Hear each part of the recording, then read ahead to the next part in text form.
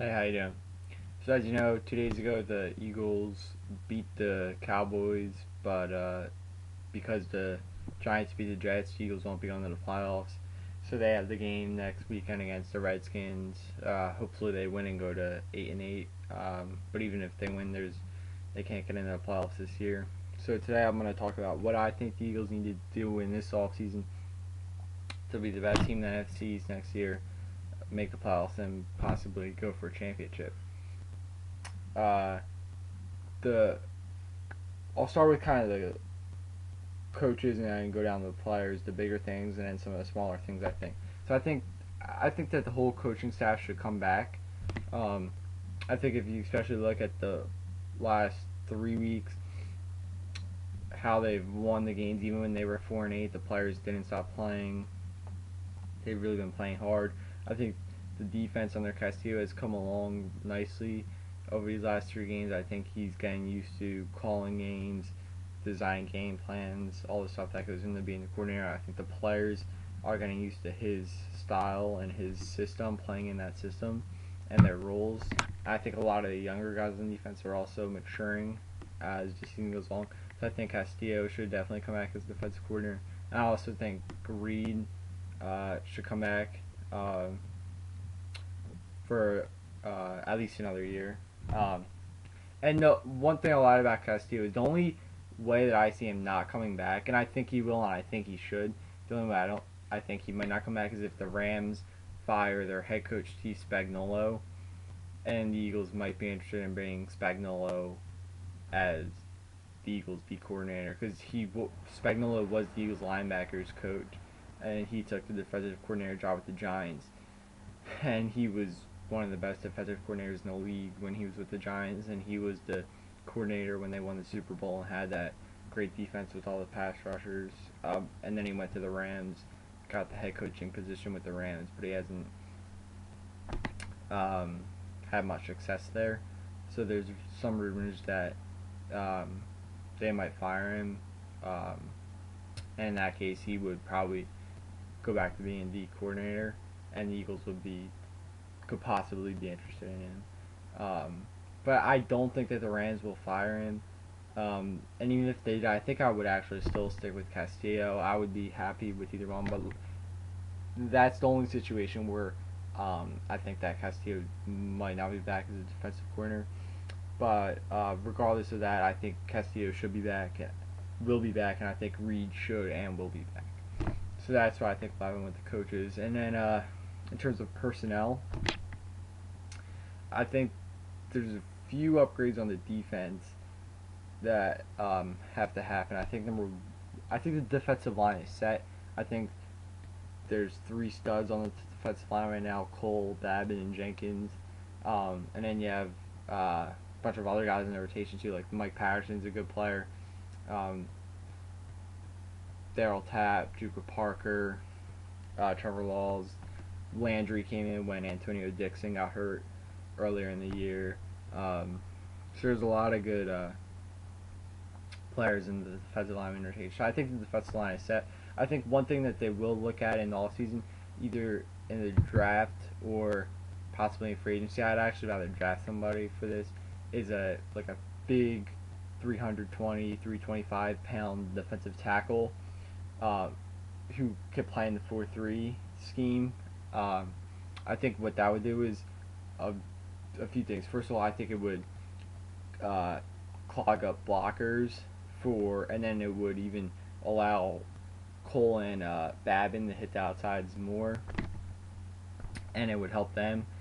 It would also help Cole and Jenkins because if you drafted a big guy, it could take some blockers, and Cole and Jenkins will be allowed to do some more things. And I also think if they want to continue, the Eagles want to continue with the wide 9 defensive system, that a big 320, 325 pound defensive tackle would help because it could keep blockers off the linebackers. So if you have the guard and the offensive guard and offensive tackle, if there's nobody head up on them, and you have small defensive tackles, they can get to the linebackers easier, get to the second and third level, and block the guys downhill.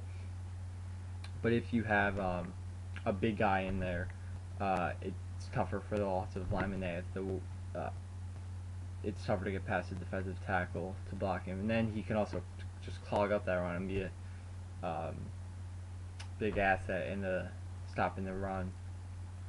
And then I think they need to get at least one, maybe even two linebackers, particularly on the strong side.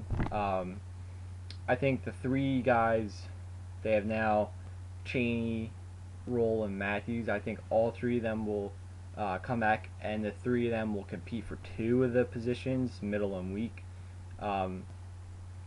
Cheney and Roll were the two starters in the last couple of games, and Matthews came in nickel. And on strong earlier in the year was Moses Foku, and then he got hurt. And the last part of the season it's been Hakeem Jordan, who's actually played pretty well. But I don't think they're gonna want to come into the year with Hakeem Jordan as a starting strong side linebacker. He's more of a special teams guy, and he's really good on special teams. And he can play the linebacker, but I think that could very well be their first round pick this year as a stud at strong side linebacker. I think if you put a guy in at strong side, and then you would probably stick with Cheney and Cheney in the middle, and then Roll at weak, and then you have Matthews for the nickel, and you could put him in other situations. I think that would be really beneficial. So I think that could very well be their first round pick if there's a stud outside linebacker they see, particularly a big guy, because I think going back to the wide nine, it's better to have big outside linebackers, and they really don't want to try to get as much as a stud as possible. A guy that can run sideline to sideline, come up field and rush the quarterback, playing pass coverage when you play tight ends like Witten, and all the tight ends around the NFC. We all know about the Eagles with the tight ends the past couple of years. So I think they're definitely going to get a stud, just a guy you put in a 4-3 strong side and say, you're our guy, go around the field and make plays. If you're looking at guys who that could possibly be, one of them is Donta Hightower, linebacker from Alabama. He's a junior, and so I'm not sure if he's going to come out, but if he does, he's out 6'4", 260, and he can run 4'5", 4'6", get upfield, he can cover, he's a stud. That would be my guy to take. And then there's a few others. I'll get more into the draft when that comes, and we know who's coming out, who's staying, and where the Eagles pick. They'll probably be, since they're not going to make the playoffs, and based on what their record is, somewhere around 12, 13, 14, which isn't a bad situation. They're also in position to trade up or trade down, and they have the picks to do that if they want. They've stockpiled picks. One of the things I love about the Eagles organization is how they approach a draft. Yet the smartest approach, in my opinion, is to stockpile the picks. The more chances you have of drafting, the better chances you have of getting a good player. So I love the trade down approach. But then there are situations where you need to trade up and get the best. If there's one particular guy you like for example, for me that would be Hightower. If they wanted to go up and get a guy like Hightower, they would definitely be in position to do that this year. And one other thing I'll just quickly add about the draft, and like I said, I'll get more into the draft as that comes, but you're likely to see a lot more trades this year in the draft, especially early on, because this is the first draft where there's going to be the wage scale. So it'll be a lot easier for teams to trade up because they won't have to worry about paying guys enormous amounts and having holdouts. The draft picks are automatically slotted into a salary based on where they were picked. So that makes it easier to trade draft day trades, and also leading up to the draft. But normally, for when you trade draft picks in the first round, it's usually draft day because you don't want to trade up unless you know that your guy is there. But so those are two things I would love to see them on offense, or defense, a huge defensive tackle, and then a stud strong side linebacker. And then one other thing, I think they need an upgraded safety. whether that's one guy or two guys. I think a safety could be their first. If not, they'll probably take one in the second or third. They have a bunch of decent players there, and they drafted Jaquan Jarrett in the second round last year. Um, Coleman and Nate Allen, they're both good, but I don't know if the Eagles are gonna come into next year with them as their two starters. Um, I don't know. Nate Allen came along pretty well late in the year. Coleman had a couple nice games. He had the one game where he had the 3 picks. I don't. I would venture to say that they're gonna take a safety early in the draft, or try to sign one. Um, to try to get an upgrade there. I think that an upgraded safety would help. Whether it's, like I said, whether it's one or two. I don't think they're gonna go out and get two new safeties that would start. I think they're likely to get one, whether in the first or second round. Try to get a guy who can start immediately, and then have a competition for the other between Coleman, Allen, and Jaquan Jarrett. I think that's likely to happen. And then the corners, I think we're set at corner, but I think what they're going to do is Asante Samuel will probably be traded for a variety of reasons. Number one, because Asamoah and Rogers Cromartie are similar styles, where they're tall, they can press, and play man-to-man. Samuel's more of the zone, jump balls, try to get picks. He's not as much as a pure man bump and run style as Asamoah and Rogers Cromartie are. So I think, and there was also the thing with Samuel early in the year with the front office and stuff about that. So I think Samuel will probably be traded. I could see why they would want to trade him. I think it depends on what they get. If they get a high draft pick, I think that they could get a second for him. I think they would do that. Or maybe they would want to try to get another player on defense, whether it's safety or linebacker. I don't think you could probably get too good of a player. I think they'd be more likely to trade him for a draft pick, but we'll see.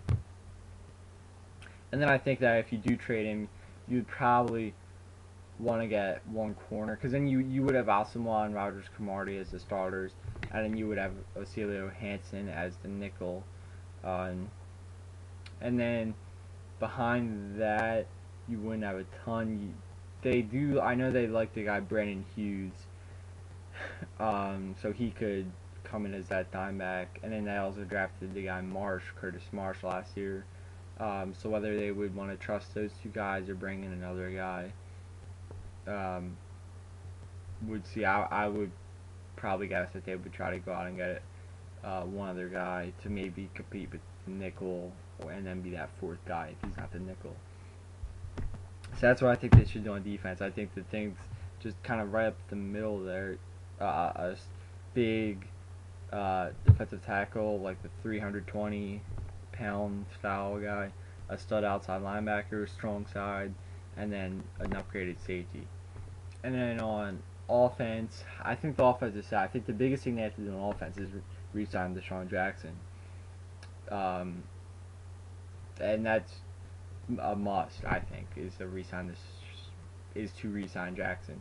And then I think if they re-sign Jackson, I think the offensive line is pretty much in place going into next year. I think 4 of the guys will definitely be back and will most likely start. Peters and Harriman's at tackle, and then Kelsey and Watkins at center and guard. Kelsey and Watkins were the rookies, so I don't see why they would start as rookies and then not start in their second year. So I think they'll most likely be back. And Evan Mathis at left guard had a good year. He kind of fits the style that they played this past year, where he's a good pass protector, really good pass protector actually, and he can play the kind of like a zone running style. He's good at that. So I think that they'll probably want Mathis back, and if not, I think they could. There'd be plenty of other guys to that they could get and bring in and put him in at left guard.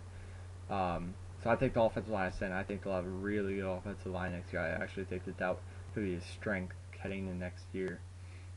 And then obviously they'll have Vic, Shady McCoy, Selleck. Like I said, bring back Jackson, re-sign him, and you'll still have Jackson, Macklin, Avant, Riley Cooper. Maybe there's really not. So really, in that sense, there's not much that they need any more guys that they need on offense. I think that they'll probably want to go out and get one more receiver because the Steve Smith thing didn't work out. So I think they'll likely try to get another guy just to add depth. And that would be good because you saw this year Macklin missed a couple of games, Jackson missed a couple of games, so just add a guy who could come in and maybe he probably wouldn't be a slot guy because that's Avant, but he would you would kind of groom him to be on the outside, like Jackson and Macklin are right now. And then if Jackson and Macklin miss any games, you could plug that guy in for that game or two. And I think another thing that they might do is look for a second tight end. Clay Harbor was a second tight end. Harbor had a couple of good games. He had a decent year, but he's not the best blocker. He's more of a receiver. So I think that they might look for a tight end who can block him. Ideally, who would be a nice receiver as well. So I wouldn't be surprised if they either drafted or went out and signed a guy who could complement Selleck and also block. Maybe they think that's Harbor though. Like I said, he's a pretty good receiver, but he's not the best blocker. So we'll see. But overall for this year, I would say disappointing because they didn't make the playoffs. I personally had a lot of fun watching them all year, even when they were losing. I think that they have a lot of talent, and they'll have a lot coming back next year. So I think that they could definitely make a strong run next year. So I'm looking forward to next year. And that's why I want kind of everything to come back, and then you have just 2 or 3 upgrades, and new players to bring in. I think it could be beneficial. And that I think this year, if the things would have broke their way and they got in as the NFC East winner, I think that they would have had a very good shot at least getting the NFC Championship, and I think they could have made it to the Super Bowl. I think that the Packers don't look as good as they have all year. I think that they would have won their first game. They would have played a wild card team and won that game, and then they probably would have gone up through Green Bay. And I think they could have got revenge for last year with those 2 games. I think they could have beat the Packers. I do, and then get to the NFC Championship game and see what happens. But I guess it wasn't meant to be. I talked about in the video last week, just 1 or 2 of those games from earlier in the year, if they would have won, they would have controlled their own destiny and probably would have made it. But like I said, it wasn't meant to be. So I'm looking forward to next year already. And then there's still the game this weekend against Washington. So hopefully they win that game. Got the 8-8, and then we got the draft, the off season, and we got a new year. So go Eagles. And thanks for watching. I'll see you next time.